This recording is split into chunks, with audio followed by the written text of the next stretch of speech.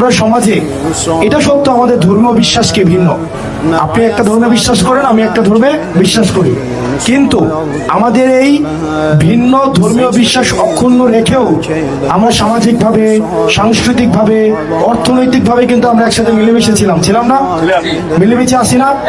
আমি যদি আপনাকে একটা বাজারে পাঠাই, আপনি বলেন তো, একটা বিয়ার বাজারে যদি পাঠাই, আমি কি কোনো হিন্দুর দোকানে না যাওয়া ছাড়া একটা বিয়ার দোকান বাজার কমপ্লিট করতে পারবো? আমি বলেন তো, খারাপ করা সম্ভব?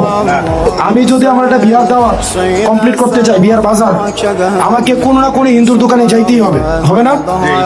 যাইতে হবে কিনা দিদি? আবার আপনারাও যদি কোনো একটা কাজে, আপনি কি মুসলমানদের দোকানে যান না? তখন কি আমরা এটা হিসাব করি যে কে মুসলমানের দোকান, কে হিন্দুর দোকান, এটা কি হিসাব করি? আমরা ধর্মের জায়গাটা এক জায়গায় রাখলে আমাদের বাকি সামাজিক যে কার্যক্রম, এগুলো কিন্তু সবাই আমরা একসাথেই করি, ঠিক না? ঠিক না? তো এটাও সত্য, রাজনৈতিক কারণে আমাদেরকে বিভিন্নভাবে বিভাজিত করা হয়েছে।